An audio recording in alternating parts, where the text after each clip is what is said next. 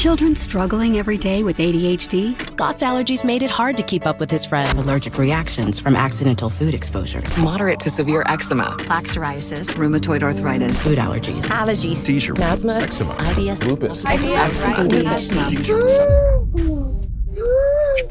We are now the sickest country in the world.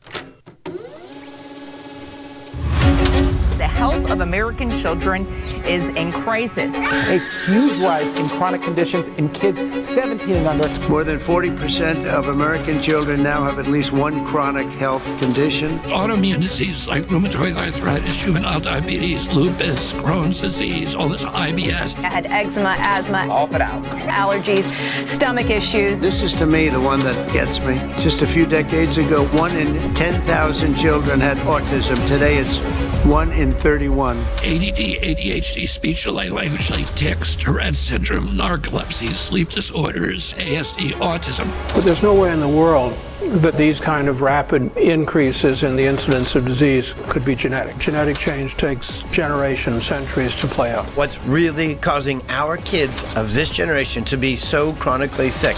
What the heck is happening?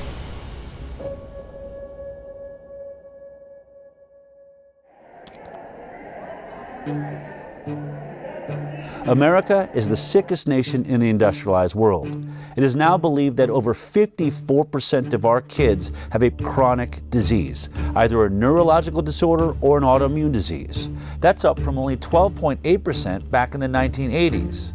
In roughly 40 years, we have seen the greatest decline in human health ever recorded.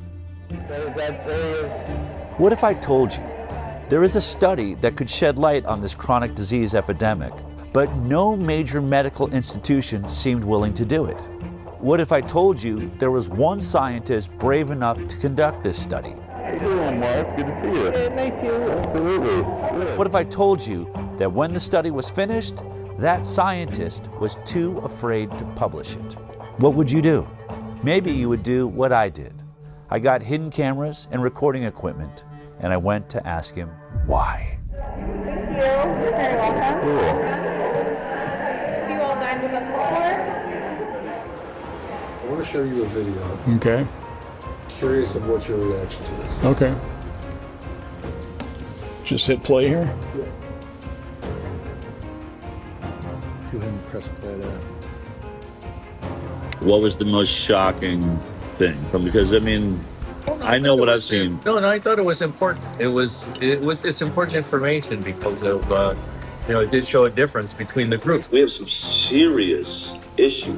No, I actually agree with that. If I can't get this study out, then what hope is there for every kid in the future? I don't want to say it's not the right thing to do. It's the right thing to do, but I just don't want to. I mean, obviously, really emotional. Sick. It's really sick. Publishing something like that, might as well retire. I'd be finished. So who was that guy? Zervo's probably going to lose his job over this.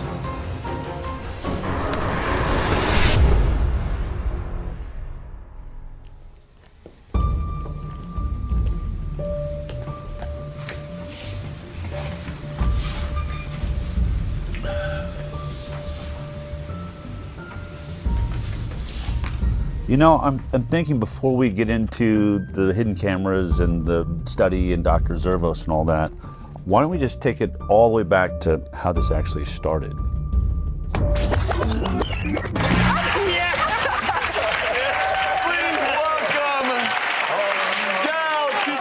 I've been a medical journalist for almost 20 years now. My first 10 years was at CBS, and the last 8 years or so I've had my internet news show called The High Wire.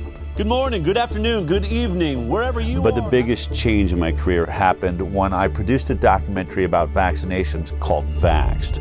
And at the center of that documentary was a whistleblower from the CDC named Dr. William Thompson. He came forward in 2015 and said that they were committing scientific fraud on the vaccine safety studies. Well, that film blew up and became a worldwide sensation, mostly because we got so much bad press, starting with being kicked out of the Tribeca Film Festival. The decision to run a controversial documentary about vaccines has Robert De Niro at the center of a big screen backlash. Tonight, the film festival Robert De Niro started Under Fire, a controversial new film that many are characterizing as anti-vaccine. I think the movie is something that people should see. There was a backlash which I haven't fully explored. I want to know the truth, and I'm not anti-vaccine. I want safe vaccines. Vax producer Del Bigtree says canceling the screening amounts to a suppression of the truth. I can't imagine what type of pressure came down that would make them pull a movie that they were obviously behind in the beginning. The message from the medical community is clear. This is one of those scientific questions that where science has provided an answer. Vaxxed ended up being one of the most controversial documentaries in history. And because of that, there were lines down the block everywhere we went. Look at this crowd behind me. Look at this line goes on and on and on. In fact, the very first day we screened at Angelica Film Center in New York, I wanted to know why there's this giant line down the block. What are these people here for? Can every parent or someone, if you have a family member with autism, would you please stand up right now? I'd like to see. 3/4 of the room stood up. I remember feeling like the air just got sucked out of the room. I had no idea that there was this many people suffering from this issue. I ended up asking that question 3 screenings a day, 5 days a week for an entire year. And every single time, 3/4 of the room stood up. I realized I had stumbled on something absolutely massive. Hello everybody, this is Jamie. Jamie's first. Can you guys both tell us your names? I'm Stephanie. And this is Zion. After the screenings, parents of injured children were inspired to tell their own stories. We set up video cameras and started interviewing everybody that wanted to talk. And what I discovered is it wasn't just autism, and it wasn't just the MMR vaccine. There was an ocean of vaccine injury, and nobody was talking about it. Doctor says, well, do you want the flu vaccine? I was like, might as well do it now. I gave it and I did polio. They gave her the Hep B vax. She got the 2-month shots. Detail. The MMR vaccine. By 10:30 that morning, she was arching her back, clenching her fists. I didn't think I was gonna cry. That night we were in the hospital with the 106-degree fever. He began to projectile vomit. He began to this loud pitch scream. Like that's when the blood curdling scream started. I did not lay down for 10 months straight because she would vomit and asphyxiate. She would vomit at night and she would lie there while she was asleep and she would choke on it. When we had that vaccination, he lost all language. He just stopped talking? He wasn't talking. He didn't want to nurse. He went to not talking at all. He was developing really well, except for motor skills. He's got chronic allergies. An eczema rash. Food protein enterolitis syndrome. She couldn't eat anything on the glycemic index that was too high. GI symptoms. He started to have gut inflammation. Chronic snoring. Sleep apnea. Seizure-like activity. We woke up. She just...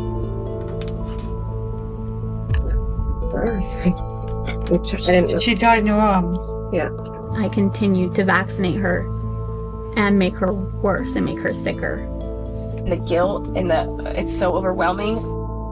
They killed my daughter.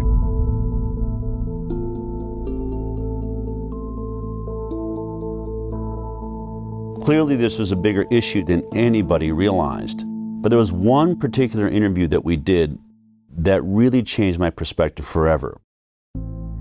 Colton was a 13-year-old healthy, strong boy. He loved anything that has to do with an adrenaline rush. Motocross was his passion. The doctor says, hey, he's the age that you should get the HPV vaccine. I said, okay. So he was administered the vaccine. And then this is the last day he got to ride that big boy bike. And that day he came home, he was starting to feel nauseous, really sore neck. He still didn't want to get out of bed. I just thought, man, you're just really weak and exhausted. And that evening, when he sat up to take a drink of water, he just flopped back and his head just hit the pillow, and I went, Colton, are you going paralyzed? They immediately took him down to Primary Children's Hospital in Salt Lake.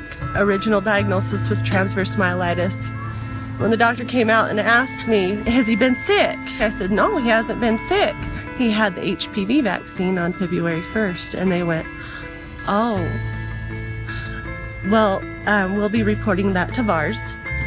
It does suck, like, not being able to play sports anymore.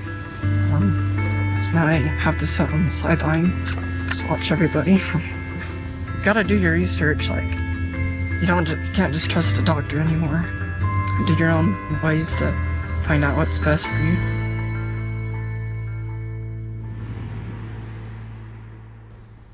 Unfortunately, Colton ended up taking his life in 2018 because he believed he'd become too much of a burden on his family.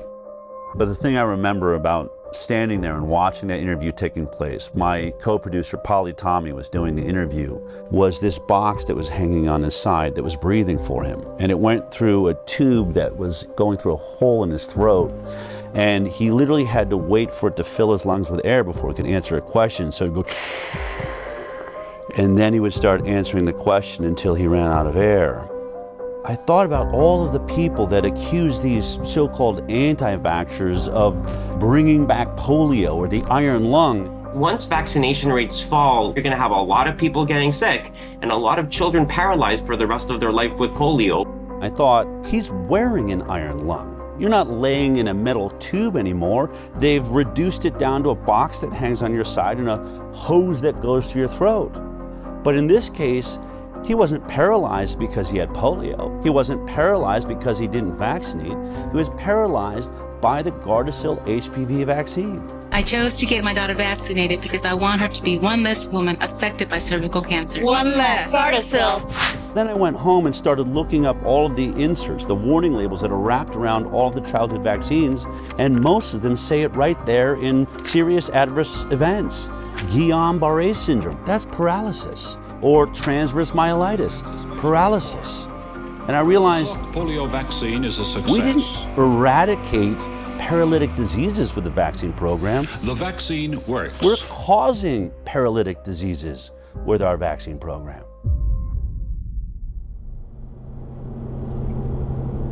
So as we travel the country, some parents would come up and say, I'm about to have a baby. I'm definitely not going to get the MMR vaccine because your movie shows that that one's dangerous. But what about the other 16 vaccines that are given in 72 doses by the time my child's 18? And I'd say, I only have anecdotal evidence from the thousands of interviews I've done that not a single childhood vaccine is safe.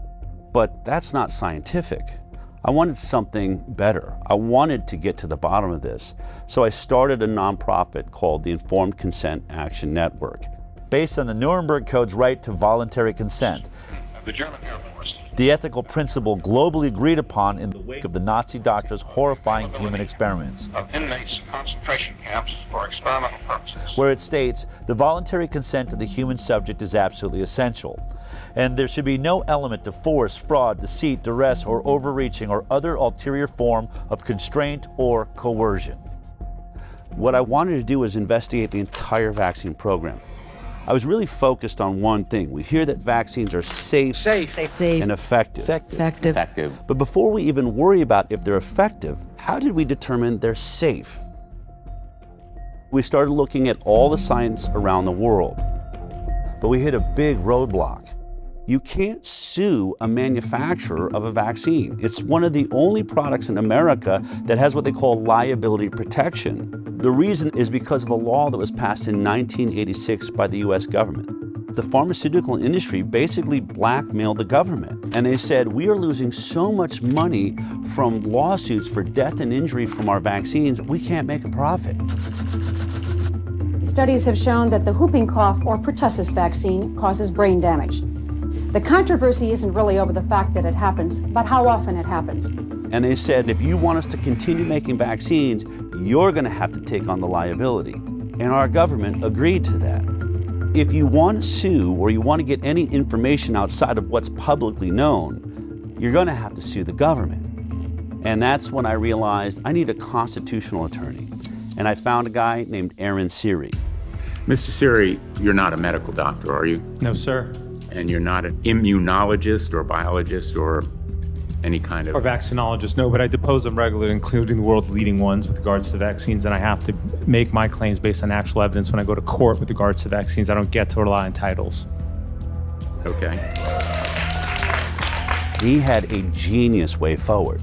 We're going to sue the government agencies, HHS, FDA, NIH, and we started winning. And what did we prove in those lawsuits? That the entire science behind vaccine safety was nothing but a complete fraud. Doctors used to listen to parents. When their parents came in and said, hey, my kid is suffering with this condition, has this issue, doctors listened to them. But when parents started coming in and saying, my kid went in and got a vaccine and then started having X issue, that's when doctors stopped listening. Hi, how you doing? We have triplets, 2 boys and a girl, Richie, Robbie, and Claire. Every day in our life was a party. Every single day they were smiling and laughing and looking at each other, engaging in each other. On June 25th, 2007, we brought them in for the pneumococcal shot. My daughter still has the mark on her leg from the shot. She was the first one to get it, and she screamed and never really stopped screaming after that. But we continued. We didn't know. We did the boys as well. By noon, Claire shut completely off. It was as if she was blind and deaf, and all she did at that moment was stare at the ceiling fan. So that was at noon. We had the shot at 10 a.m. 2 o'clock, we watched Richie shut off. They lost all their reflexes. I'm an educational audiologist. I actually did the test for the stapedial reflex, which is a little muscle in the middle ear, just to see if a muscle they can't control was still working, and it didn't. The stapedial reflex dampens sound so your ears don't hurt from a really loud sound, and both of them had no stapedial reflex. They stopped blinking, stopped yawning, stopped coughing, stopped sneezing. The worst is when we saw the final one shut down. We were told it was genetic, and then we were told by geneticists that there's no possible way 3 children would shut off on the same day. So we had severe autism spectrum disorder for all 3 kids entering kindergarten. We have spent hundreds of thousands of dollars trying to recover them. The only person that we got back is Robbie, the one that was last to shut off. Richie can only say single, maybe 2 words together. Claire is still completely nonverbal, not potty trained, and Robbie is approaching grade level, but severe OCD. Let me tell you what a day in our life is. So you got, say, a 6 or 7 or 8 year old child who's not potty trained, and at 2 or 3 or 4 o'clock in the morning they fill their diaper. Well, you assume that's pretty uncomfortable, so they take it off. Pretty soon it's all over them. It's all over the bed. In short order, it's all over me. It's all over her. I'm snapping at her. She's snapping at me. We're both snapping at the kid, who is the only innocent party in the whole scenario.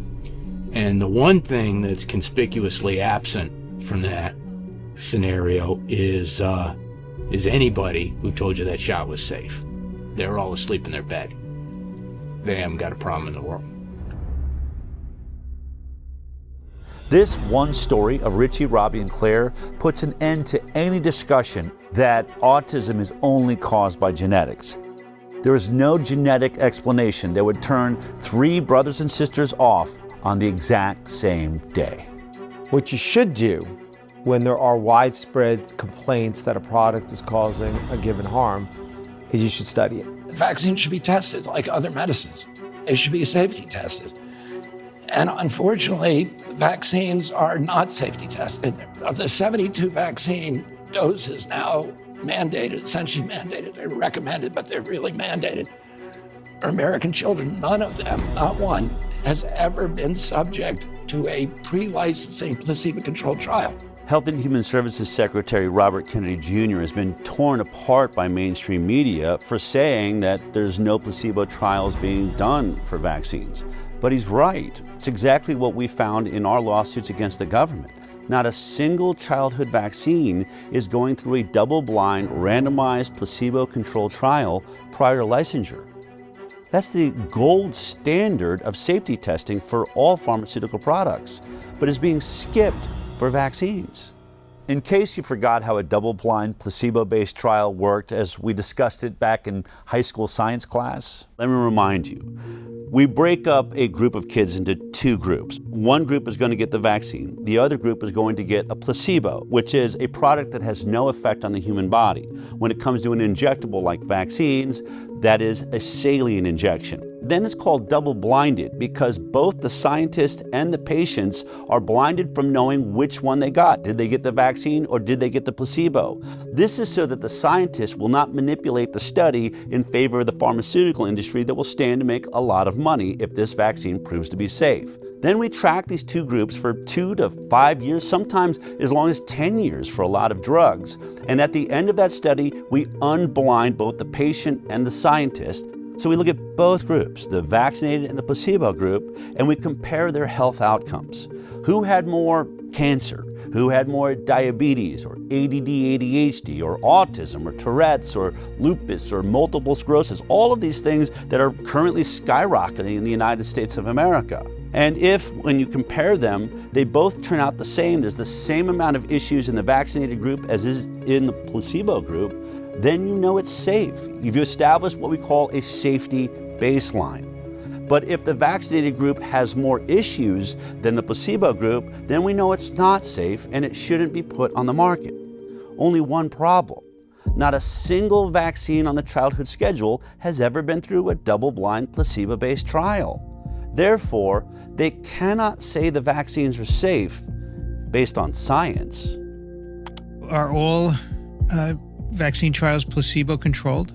No, and nor should they be. So, for example, when Prevnar 13, so Prevnar was a conjugate pneumococcal vaccine. The FDA has approved a new pneumococcal vaccine. It had to be tested in the phase 3 trial, and so the control group there was Prevnar 7 and had been shown to work. It will replace Prevnar, which was effective against 7 serotypes. You can't ask parents to put their children at risk of pneumococcal disease when there existed on the market at the time a vaccine to prevent that. And the World Health Organization has been very clear on this. That would have been considered an ethical trial. Dr. Paul Offit's one of the big proponents of vaccinations, probably because he's made a vaccine and made a killing off of it, the rotavirus vaccines on the childhood schedule. It doesn't matter whether I financially benefited or not. He likes to go around and say, well, we can't always do placebo trials, especially if there's already a vaccine that covers that disease. So he'll use an example like Prevnar 13. Prevnar 13 in its safety trial was tested against Prevnar 7, the earlier version of the vaccine. And he'll say you cannot test Prevnar 13 against a saline placebo because it would be unethical. You'd be denying children access to a vaccine that is already on the market, and that's not fair to them. But what he leaves out is that Prevnar 7 was never tested against a saline placebo, so we don't know if it's safe. So we're testing one product we don't know the safety profile on with another product we don't know the safety profile on, and this is how the entire vaccine schedule works. I like to call this the whiskey study.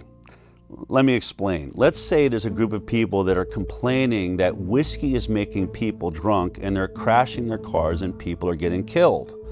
Now, in order to test does whiskey cause car accidents, you would set up a double-blind placebo trial. One group, the test group, would get the 10 shots of whiskey. The other group, the placebo group, would get 10 shots of water. And then we'd have them both drive on a driving course and see who has more accidents. It's obvious.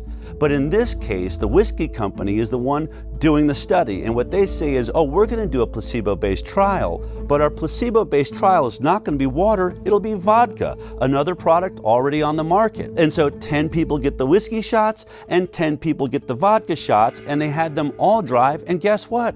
They had just as many car accidents. Therefore, whiskey does not cause car accidents because it didn't cause any more than the vodka did. And so to take this all the way to the end of Dr. Paul Offit's point, if vodka had ever been tested against 10 shots of water and there was no car accidents in the vodka group, then it would make sense to test the whiskey against the vodka. But we all know that study was never done, just like no vaccine placebo study was ever done.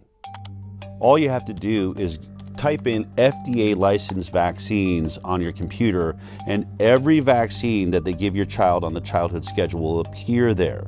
And then you can click on any one you're interested in. Let's click on Recombavax HB. This is one of the hepatitis B vaccines they give your baby on the first day of life. Hello, welcome to the world. Gasp for your first breath, and here comes your first sexually transmitted disease. Now, go to Vaccine Insert. This is the insert or the warning label that is wrapped around the vaccine when it's delivered to your doctor. It has all kinds of information like what's in the vaccine, all the ingredients, side effects of the vaccine, but I want you to focus on section 6.1. This is where they talk about the clinical trial they relied upon to establish safety. It's always 6.1 on every single vaccine, so you can look at all of them. But in this one, you'll see that there was only 147 children in the entire trial. And they were only monitored for 5 days after each dose. 5 days. So think about it. Would you take any drug that was only monitored for safety for 5 days? If your child dies on day 6, it wasn't captured by this trial. They'll say, we didn't see any deaths. If a child had autism 2 years later, or other autoimmune diseases or neurological disorders, things that take years to develop, they'll say, we didn't see any in our trial. This is why every drug we take goes through a multi-year safety trial. Most of your issues are going to take years to develop, and if your study isn't that long, you'll never ever see them. We had an interesting opportunity to talk about this with Dr. Stanley Plotkin, who's considered to be the reigning godfather of our vaccine program. Dr. Stan Plotkin. Dr. Plotkin. Virtually every country in the world is affected by his vaccines. Like the rubella vaccine, the rotavirus vaccine, rabies. He trained just a generation of scientists, including myself, to think like he thinks. He developed the standard textbook for vaccines in 1988. Bill Gates calls his book a Bible for vaccinologists. I hope it's more accurate than the Bible. In 2018, our attorney, Aaron Siri, had the opportunity to depose under oath Dr. Stanley Plotkin, and he asked him this exact question: is a 5-day safety trial long enough to capture all of the side effects that people are complaining about from the hepatitis B vaccine? Dr. Plotkin, this is the product, the manufacturer insert for Recombavax HB, correct? Yes. And the clinical trial experience would be found in section 6.1, correct? Correct?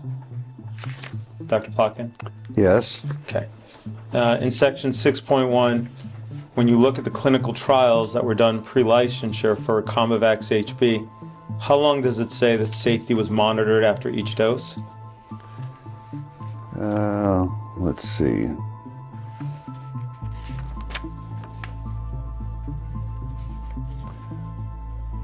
Uh, 5 days. Okay. Is 5 days long enough to detect an autoimmune issue that arises after 5 days? No. Is 5 days long enough to detect any neurological disorder that arose from the vaccine after 5 days? No. There is no control group, correct? It does not mention any control group, no. No.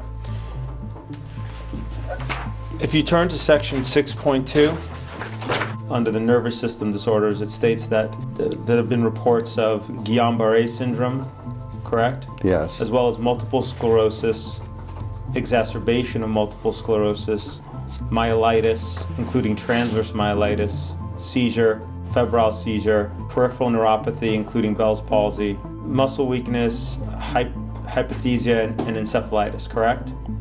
Correct. Okay.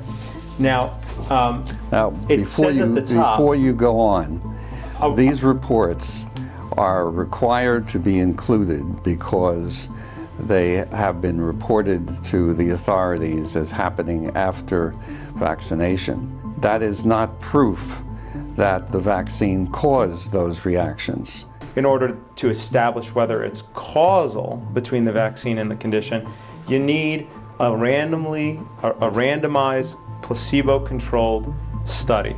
But yes. That was not done for this hepatitis B vaccine before licensure, was it? No. Okay. Without a control group, if you're looking for a phenomenon occurring in the vaccine group, you cannot judge that phenomenon without having a control group. Isn't it true that it would now be considered unethical to conduct such a study today? It would be, yes, it would be ethically difficult. So this is how the entire game is played. They don't do a safety placebo trial before the vaccine's licensed. Then when people start lining up with all of these serious side effects, you say, well, can you do a placebo-based trial now? And they'll say, no, it's unethical. So they won't do it before, they won't do it after there's injuries, and when they can't do a study, your doctor says to you, I haven't seen any studies that show that these injuries are being caused by the vaccine. Therefore, I'm going to assume they're safe. Do you agree with the CDC's recommendation that babies receive a hepatitis B on the first day of life? Yes. You stated that hepatitis B doesn't cause encephalitis, right? That's my opinion, yes. But the IOM, after doing its review, determined it couldn't find science to support a causal determination one way or another. Correct? Yes. But that means that they don't have evidence for the supposition. That it either causes or doesn't cause. Right. They don't know. They don't know because there aren't enough data. In the absence of data, my conclusion is that there's no proof that causation exists. So if there's no data to show that it causes or it doesn't cause, yes. Your supposition, is that I understand correctly? Yes. Is that it doesn't cause it?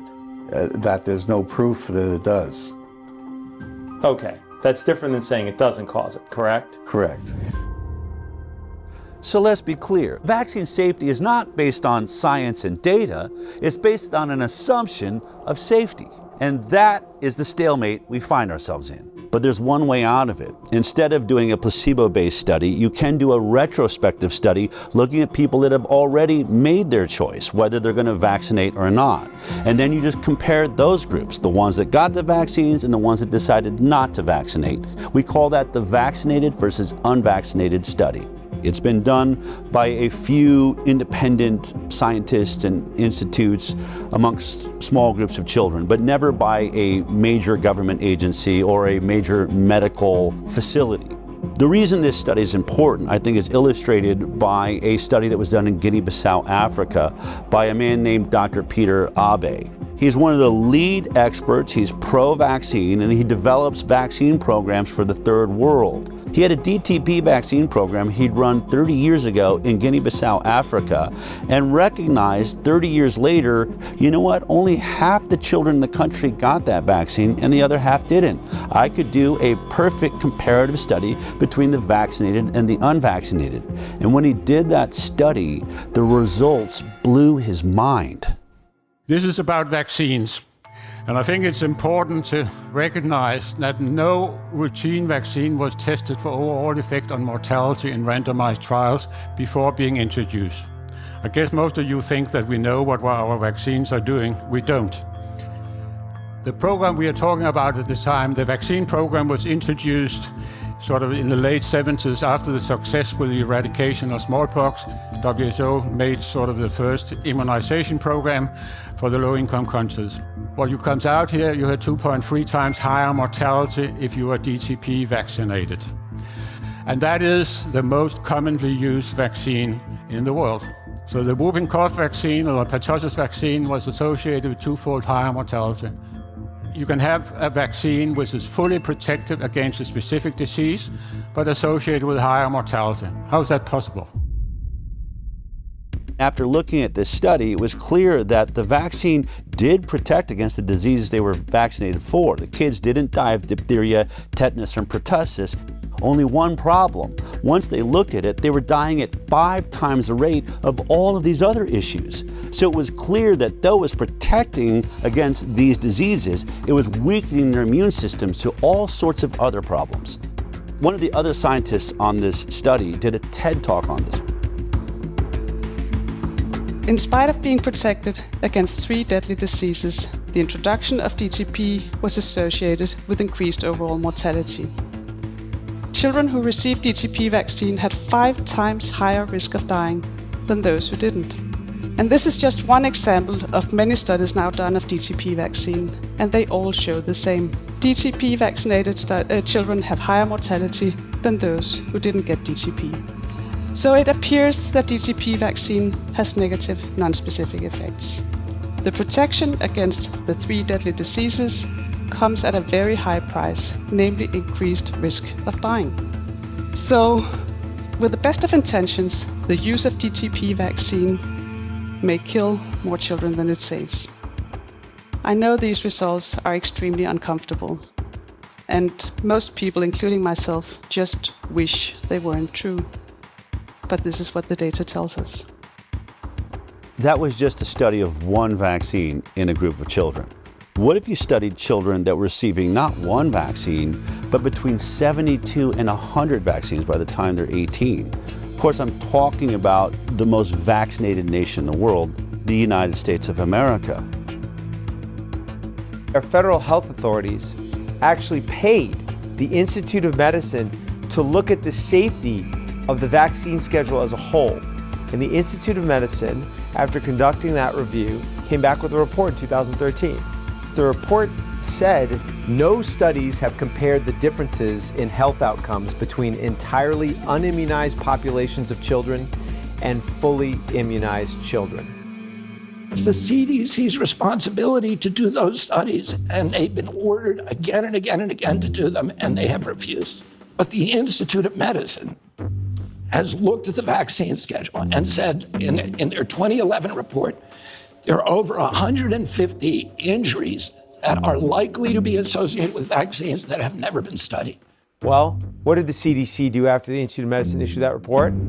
Instead of doing the study, they ended up doing a study on how to do a vax versus unvaxxed study.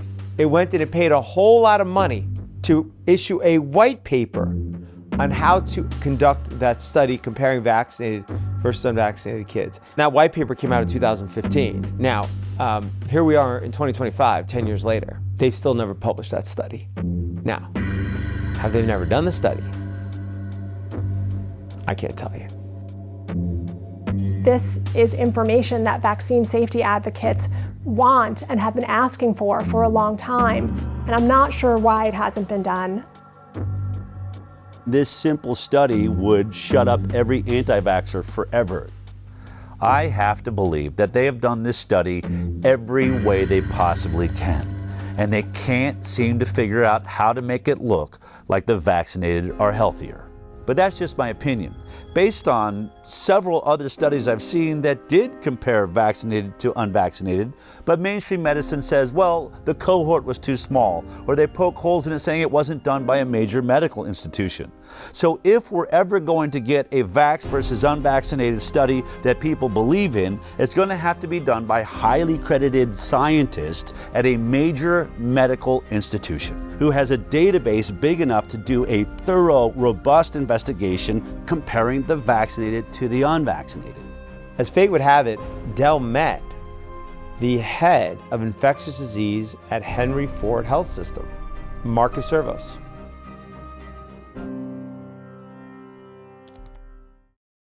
I'll never forget that meeting because you said something to me. You said, "I've watched your film. It's intriguing."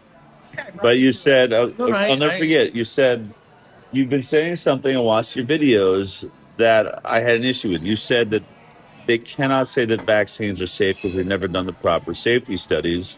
And you said to me, I actually researched that because I wanted to see if that was true. And you said, I'm sorry to have to report to you that you're actually right about that. No, I say it proper now, too. safety studies have not been done. And to now too, it's same thing. I still say it now. The proper safety studies haven't been done. So then I said to you, all right. Still true. And you're like, I don't know what I'm doing here. I don't agree with you. I believe in vaccines. And I said, would you ever consider doing a vaccinated versus unvaccinated study? And you said I would do anything wherever the data is the data, right? Yeah. The first time I met with Dr. Servos, he agreed to do a vaccinated versus unvaccinated study. I mean, I was ecstatic. He was perfect. Ford Medical Center is one of the greatest research centers in the world, and Dr. Zervos is in the middle of being a hero for having just worked out the entire Flint, Michigan water crisis.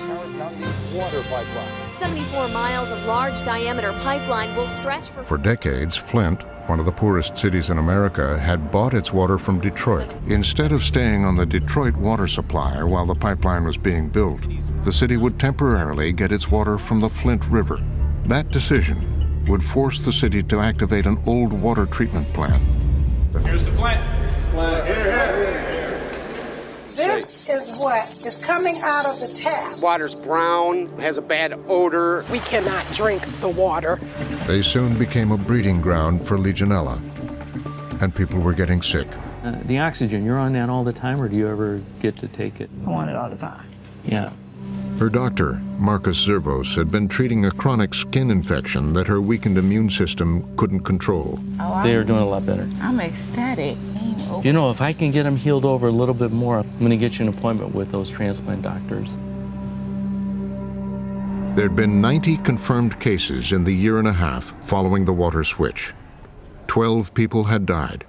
Sean McElmurray had pulled together a team of 23 scientists and experts from around the state. The team says the state wouldn't authorize them to start the search for the source of the outbreak. Dr. Zervos was the infectious disease expert, and he was worried about the delay.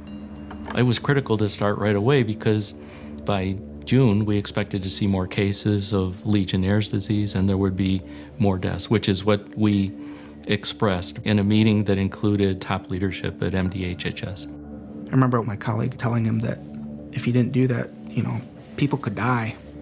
Unfortunately, Nick Lyon's response was that, well, they have to die of something.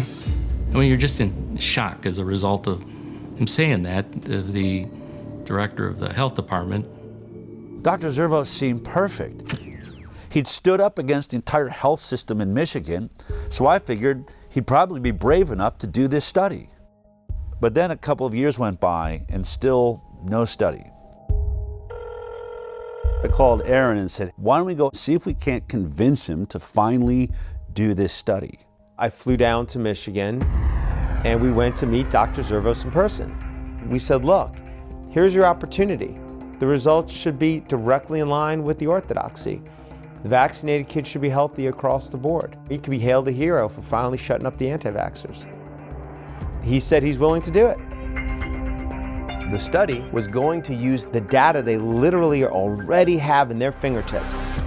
The data of millions of people who are already in the Henry Ford Health System database, including hundreds, maybe thousands of completely unvaccinated children, as well as obviously children who are vaccinated. What that would allow is taking that multi-million person database, segregating out the children who had been in the Henry Ford system from birth continuously for a few years.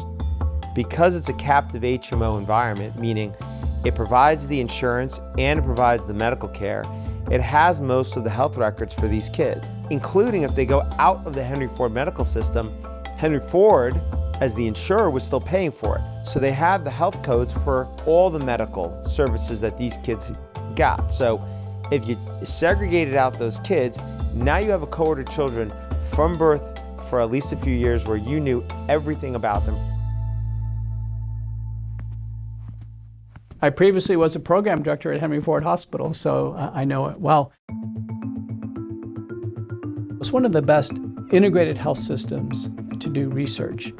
Henry Ford receives over $90 million in annual research funding, with nearly 700 residents and fellows in 53 ACGME accredited training programs. I think Henry Ford, like other institutions, has a bias towards the goodness of vaccines. You can't miss it. It's a full-page letter here from Henry Ford with 56 signatures saying in bold letters, the science is clear, vaccines save lives. If the results came back demonstrating that the battery of vaccines was associated with chronic diseases and that unvaccinated appeared healthier over time, such a result would be particularly convincing. I'm for vaccines. I'm not, I'm obviously for vaccines, but I think it's the best way of controlling infectious diseases, which are deadly. I'm for mandatory vaccination. Henry Ford is mandatory vaccination because of me. Henry Ford is one of about 90 healthcare systems across the United States that are working to enroll a total of 30,000 volunteers in the Moderna COV vaccine study as quickly as possible. This is the worst pandemic of the last 100 years, and our best hope of dealing with this is by having an effective vaccine. Henry Ford is requiring all 33,000 staff members to be fully vaccinated by September 10th, 2021. The health system says this is consistent with its existing vaccination policy, which includes team members get the flu shot every year and stay current with other vaccinations. It appeared to me that Henry Ford was pro-vaccine, not anti-vaccine. So I had to assume the only reason they would do this study was to prove us wrong. Dell and I thought that was an excellent opportunity. They can do the comparison and presumably they could get it published. We only had one request. The ask was, whatever the outcome, you publish it. Would he stick to that if the results show that unvaccinated kids are healthier?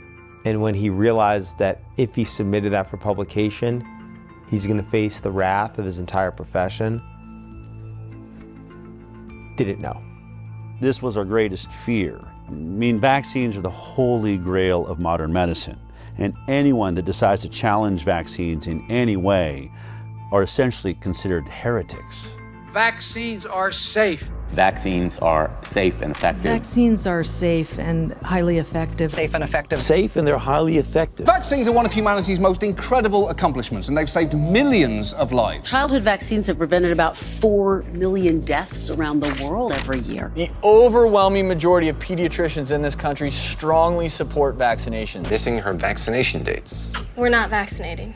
The schedule as it's currently recommended is well tested. We've studied them in so many millions of children. Billions of people. Decades of extensive peer-reviewed scientific studies. Centuries of science. The science is pretty settled. Settled for many years now. This idea that we're taking too many vaccines, there's really no science to back that up. The scientific community publishes paper after paper after paper. There is nothing to see. There's nothing to see.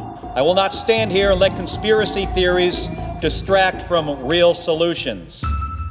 Most doctors can't tolerate being called quacks or having their reputation destroyed. And I went from treating the head of the laboratory at my hospital for hypertension to becoming, somebody that was doubted on every levels after a while because of one thing that I said, which was, can we stop giving vaccines to my sick patients and give it to them on the day of discharge? And had they not tried to intimidate me, doubt me, and pushed me to research and show that what I saw was actually real, I would still be lockstep working as a regular doctor.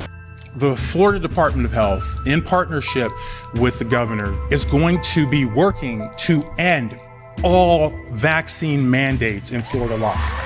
All of them.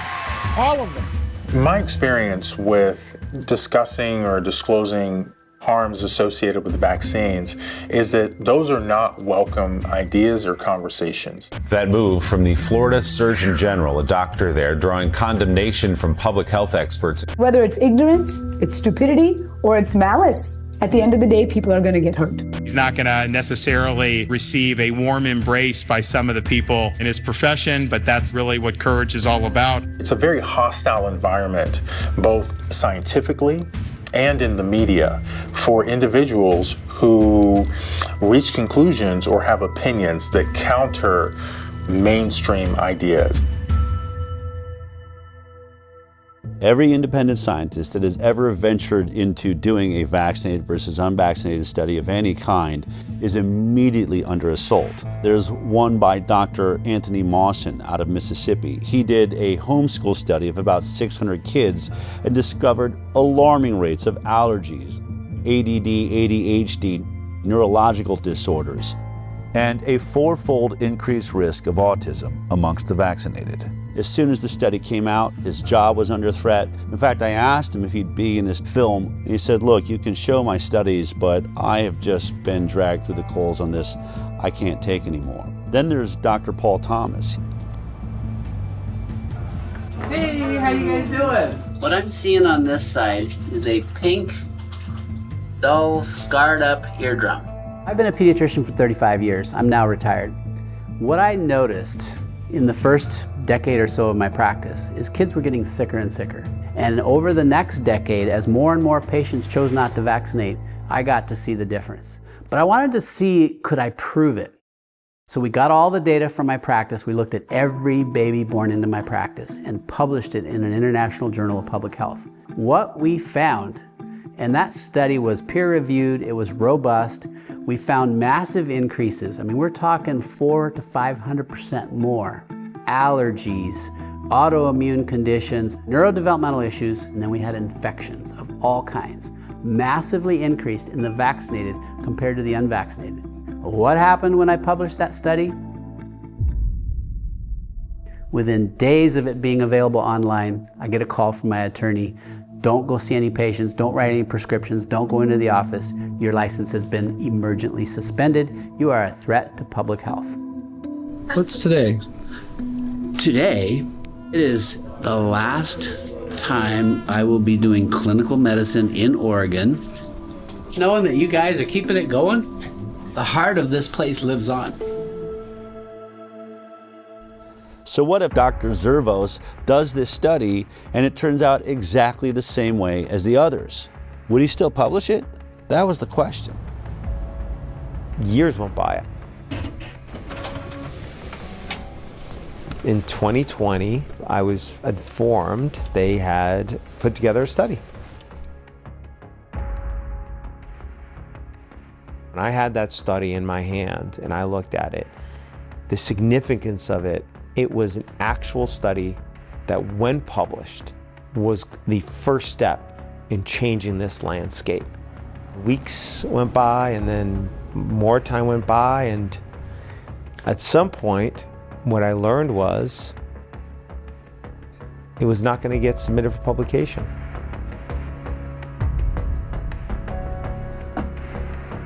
Aaron called me and said they finished the study. Only one problem, they're not going to publish it. I mean, it was everything we were afraid of. I called Dr. Zervos and I said, can I fly out and meet you for dinner? And he agreed. I wanted to look Zervos in the eyes and ask him, what's so damning in this study that you're afraid to publish it? I wanted to know what was in this study. I hadn't seen it. I also imagined there's got to be a way to talk him into publishing this study. But one thing was for sure, this was my last chance. I'm going to bring hidden cameras and recording equipment so that no matter what happens at this dinner, I can prove it happened. What do you think about the study you guys have done? It's important information because of, it did show a difference between the groups. I don't know how to. Oh, she got it. How to explain? Here it comes. I don't know how to explain it, but it's important. It was an important finding. The study was for what. Do you find any flaws in the study? I mean, is there a way they could do the study? You can do the study better with what's there? Not that I know. No. That I know.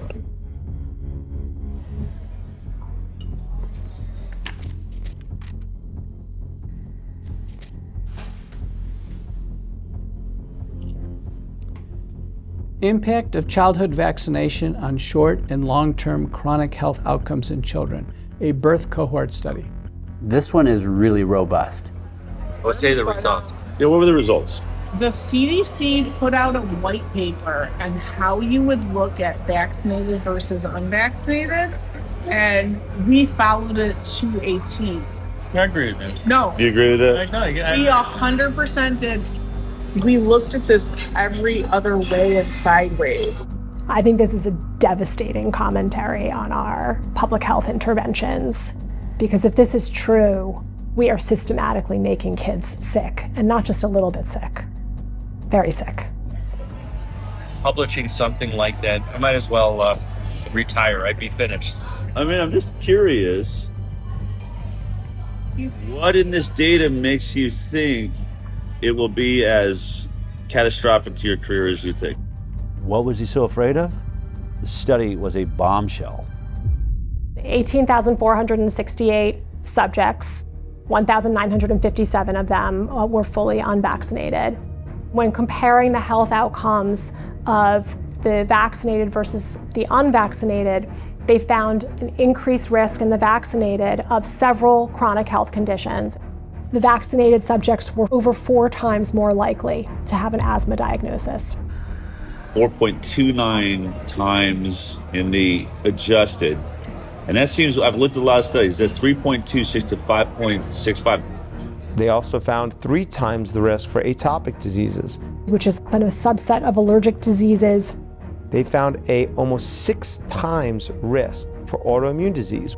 The autoimmune diseases this paper looked at include thrombocytopenic purpura, rheumatoid arthritis, SLE, systemic lupus erythematosus, MS, multiple sclerosis, and Guillain-Barré syndrome.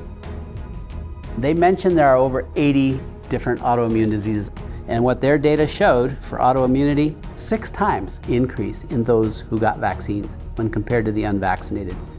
Which is staggering, because autoimmune disorders really represent significant morbidity and health costs and suffering, accrued over a lifetime. Neurodevelopmental disorders. What kind of numbers are we talking about? Do you remember? 5.5 times risk for neurodevelopmental disorders. We know that the immune system is intimately connected with both brain development and brain functioning. And so when the immune system gets triggered by illness, potentially by vaccination, you can get neuropsychiatric symptoms, presumably related to brain inflammation and immune processes in the brain. 2.92 times the amount of motor disabilities. 4.47 times the amount of speech disorders in the vaccinated compared to the unvaccinated. 3 times the rate of developmental delay. They found the same things I found related to allergy and autoimmunity. Also, 6 times more acute and chronic ear infections. Interestingly, there were several health conditions where they couldn't even do this analysis because there were none in the unvaccinated group.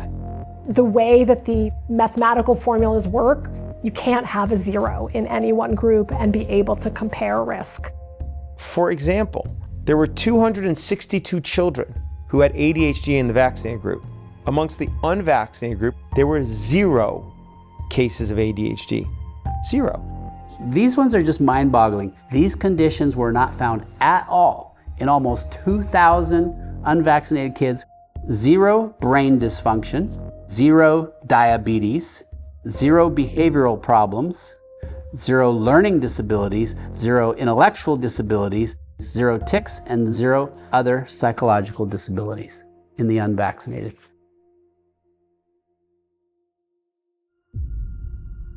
I'm going to read the conclusion here. Despite this, and in contrast to our expectations, again, the author's expectations was they'd conduct the study and probably find vaccinated people a whole lot healthier than the unvaccinated, right? This is what we found. We found that exposure to vaccination was independently associated with an overall 2.5-fold increase in the likelihood of developing a chronic health condition when compared to children unexposed to vaccination. Any vaccine, even just one, compared to none, had 2.5 times more likely to have a chronic health condition. There were no chronic health conditions associated with an increased risk in the unexposed group. None. What does this graph mean? Explain that to me. So it's no vaccines versus vaccines. That's basically your likelihood of not having a chronic health condition.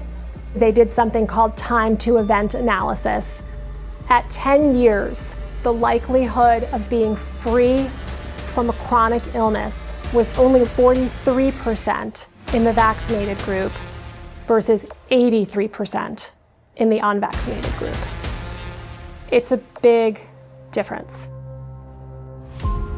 So if you're unvaccinated, you stay up here above the, like was it 80% of you are going to be perfectly healthy, whereas you're dropping below the 50 percentile which is exactly what I've been stating. I've been saying 54% of America's children have a chronic illness now. It's right there. And that's basically what that's showing. 10 years follow-up, 57% of the vaccinated had a chronic health condition in just 10 years. That should shock everyone. Let's remember, the entire conversation of the moment in America is the fact that 54% of our children are chronically ill. And here we are looking at the study, and it's almost exactly those numbers. 57% of the vaccinated are chronically ill, whereas only 17% of the unvaccinated. I think because I have an interest in vaccines and I understand off-target, non-specific effects, I was sad, but I wasn't surprised. I can tell you that these data are consistent with my greatest concerns regarding the childhood vaccination schedule. That despite the good intentions of the field of vaccinology, that is backfiring on us. In virtually every single chronic health category, the vaccinated are doing far worse. But there is one issue. It's the one that I have been talking about for years and puts me into the middle of this entire investigation, and that is autism. And in this study, it appears that there was no statistical significance with the vaccine-autism connection. And I wanted to know why. Yet autism is neutral. Does that mean we're wrong about autism, Mark? No. No? No, it's there are a lot of variables involved, and it's hard to control for. When you don't have a lot of instances, as occurred here with autism, where you only have 23 instances of autism in the vaccinated group and 1 instance of autism in the unvaccinated group, that wasn't enough instances to actually be able to determine whether or not there is a statistically significant increased rate of autism. So even though the study shows all sorts of neurodevelopmental disorders, when it comes to autism, there weren't enough children diagnosed with autism in this group to answer that question. That is why studies like this need to be replicated at even larger scales. The fact is there's a signal, and the signal is unvaccinated kids healthy. That should be a very important positive study. Yes. The converse of this is kids that are vaccinated, it doesn't look so good, particularly for the neuropsychiatric disorders. Looking at the measure of association, I'm an epidemiologist, I live in this, neutral is 1. Neutral means no association is 1. If it's 2, it means there's a 2-fold risk. When we're doing non-randomized data, especially from corporate data stores, what have you, we have a higher threshold. And a good threshold to remember is 4. If there's a 4-fold increased risk in a data set, if we were to go do this somewhere else, almost certainly we would find an association when this is telling us that the risk relationship is greater than 4. I was sitting at that dinner reading this study for the first time and thinking, oh my God, the world needs to see this study. But the more I pressed Dr. Zervos to publish it, the more excuses he had. I think it's a good study, but it does have limitations to it. The argument against it is going to be that it's same thing. Retrospective, it's not a controlled group. There's no control group. That there's other factors involved. It's a heterogeneous group of conditions. The perfect example was hydroxychloroquine. Did I happen to mention that not only was Dr. Zervos at the center of the Flint, Michigan water crisis, he was also at the center of the hydroxychloroquine study that was done by Ford and showed a 50% reduction in death for those that received hydroxychloroquine. And for that, he got attacked by Tony Fauci and virtually everybody in mainstream media and the medical world. The Henry Ford Hospital study that was published was a non-controlled retrospective cohort study. So that study is a flawed study. The PR at Henry Ford, they put a gag order on me. I couldn't talk about anything. And they said to me, Mark, so what? So you go on CNN, which they would be happy. They'd be thrilled to have you on CNN. And, you say what you feel. But they're just going to twist what you say anyway. and make you look bad anyway. So what good's it going to do? So I should still be able to defend myself and and say what the inaccuracies are. So I'm thinking to myself, maybe the Henry Ford PR was right, is that it's just going to get twisted around anyway, make you look bad, and you get fired. So what good does it do? So what's going to happen with this one is the same thing, is that somebody's going to come back and they're going to say, the study is flawed, as opposed to looking at it in the way that it should be looked at. How about looking at this as important scientific information that can inform how the proper study should be done? It won't be taken like that. And then I can say, why? Because there's a political agenda to it. I get it has its issues. Any retrospective study is always going to have the same problems, right? So you always have the same attacks upon it. There are limitations to retrospective studies. That's the reason why we like to do randomized clinical trials when we can, because they don't have the same limitations. The major one that you have to worry about with retrospective studies is things that are different between the groups that you're comparing that you're unable to account for. If you want a flawless study, do a placebo-controlled trial. Any retrospective study is going to have flaws in it. But in this study, they made a point to address many of the flaws that they found themselves. If someone were critical of the study, I think issues that a researcher might raise would be things like the different lengths of follow-up for the groups between the children who received no vaccines and the children who received vaccines. The authors actually did do a sensitivity analysis where they limited the analysis to children who had at least a certain amount of follow-up. When they limited the follow-up time for both the vaccinated and the unvaccinated to 1 year, it's still 2.75 times higher rate of chronic disease in the vaccinated. And when they limited it to 3 years, it's 3.38 times the rate of chronic disease in the vaccinated. And when they limit it to 5 years, it's 4 times greater. So no matter what they did to limit the follow-up time, the results of the study didn't change. The results indicate that the different follow-up period really did not have a substantial effect on the research question that they were probing.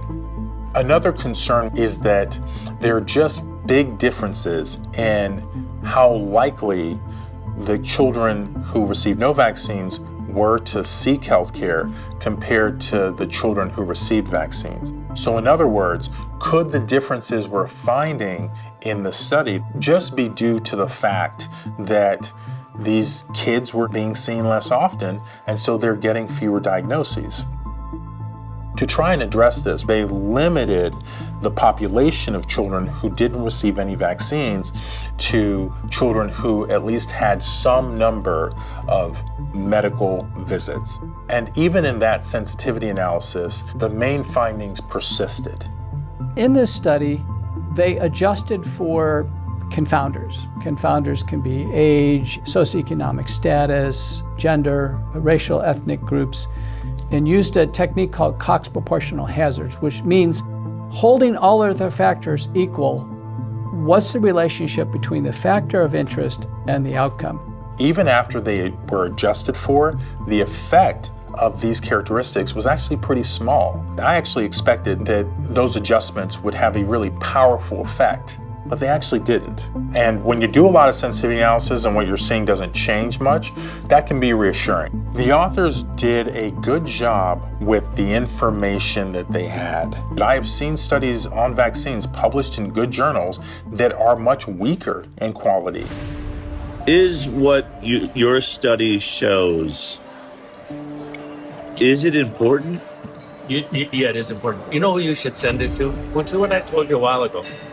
Because I'm just not going to do. I'm not going to do it because I don't want to end up like Diddy or. I don't want to suffer what McCullough did. But I give him credit for taking it. Standing up to it. But I'm just not going to do it. I'm not going to do it. In any other climate, in a regular climate, you would have put this study out just as it is. Right? If we weren't in this world of censorship... I'd put it out just how it is. You would? I'd put it out just how it is, yeah. I'd like to just finish out my work, doing international work. Part of my reluctance to do anything is that nothing is going to come out of it other than me losing my job, which I'd rather not see happen. I'm open to it. We're here because I fully respect you and I recognize the danger of, I said to you, if you do this study, I'm going to repeat it because I don't remember. I said, if you do the study, you're going to come under fire. You said, I don't care about that. I'm all about the data and I'm about to retire anyway. That's literally what you said. Yeah. So your energy has definitely changed on that. But energy's changing. Let me put it this way. I put my whole career on the line because I saw an issue. Because what? I saw an issue that is affecting the children of America and the world. We have a serious growing problem of autoimmune disease, chronic illness. I am not saying that vaccines are the only cause, but I am saying this program needs some serious work. We had much better health when we were getting 10, 20 vaccines. At 54 shots with 72 doses, it is clear we are not making our children healthier. They're going the wrong direction. If there's a way to do this program better, which I believe, I've never said I'm trying to eradicate vaccines from the planet, but we are at an autism rate now of 1 in 26, 28. We have some serious issues. No, I actually agree with that. Is there a different way we could be doing it? Right, but how do we get there if I finally, and what are the odds? I find someone like you that has got the clout. If I can't get the study out, then what hope is there for every kid in the future? I can't do shit for them. Unless there's a change in leadership, nothing is going to happen. Publishing one study like this one is not gonna. It's not gonna. It's actually the right thing to do. I don't want to say it's not the right thing to do. It's the right thing to do, but I just don't want to. And I don't want to say I have enough problems, but I've got enough things like that I'm already dealing with. And I don't want another one. Hold on. I just want to say this. This is the Galileo moment. I believe this changes more lives than anything there is. If we can fix this vaccine program, it doesn't just change millions of children's lives here in America, it changes worldwide. You'll be the father of the change in the system. That's historic. And I want to work with you to do that. This is why we're here. Yeah. No, I see what you're saying. We have an ability to do something that no one ever dreamed is possible. If it's not you, then who? For some reason, it always comes towards me. No, I can't handle it. I really can't. I'm not a good person. I can't handle it. I'm not a good person, but I'm just not going to do it. I'm not going to do that. Because I've got other stuff to worry about. Yeah, I mean, obviously, really emotional. He's just going to compartmentalize it away. I think someone could look at this and be like, it's unconscionable. How could he? And I think the way that he can is the way we all can do things that, not do things we don't want to do is we just convince ourselves, he's saying it doesn't matter. This is one study. It won't move the needle. It's too much for me. I can't. And, maybe he's right. Maybe it is too much for him. It's very important the study sees the light of day. In the scientific literature, and for the advancement of science, we must have balance. There are always pros and cons to everything. And when we have a deep-seated religious bias in favor of vaccines, we've lost balance. And when we lose balance, the entire scientific enterprise goes off track. And when that happens, large populations are harmed. I cannot help but ask myself the question, how many children will suffer a chronic illness that they maybe wouldn't have to suffer had this information been out there? I treat a lot of kids with neurodevelopmental disability and neuropsychiatric illness, and their lives and their families' lives are hell. And I know so many parents who suffer all kinds of guilt. The parents who've had adverse reactions or who've witnessed neurodevelopmental regression in connection with vaccination, they are devastated. I've had so many mothers say to me, my child is like this because of me. At my hand, I did this to them. I think we are absolutely destroying our future by destroying the overall health of our most precious asset, our children. We need to know if this is true. We are morally and ethically obligated to replicate this study again and again and again and find out if this is accurate and if this is true. We have to. The fact that this study hasn't been peer-reviewed and hasn't been published is extremely concerning. It's important knowledge, and other healthcare systems really do need to replicate the analysis. This question really does need to be probed. It's a very important research question. I challenge you, yes, you the doctors, you the researchers, do the research. Find within your data set, within your system, those who are unvaccinated and compare them to the vaccinated cohort. This is one data set. You could replicate this again. There are other captive payer systems. Let Kaiser Permanente Southern California do it. And let the Harvard Pilgrim system in Boston do it. And all the other health systems around the country. And maybe even the CDC with the VSD. And with that, we can start actually addressing the problem that these vaccines might be causing. If these results are valid, this is an absolute sea change in our understanding of the off-target and non-specific effects of vaccination. And we will have to reconsider the way we go about our vaccination program.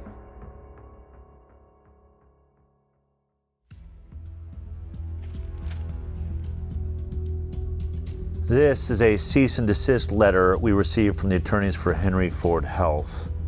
This letter leads me to believe that they really don't want us to release this film. In the letter, Henry Ford accuses us of defamation for saying that the unpublished study wasn't submitted for publication due to the results of the study.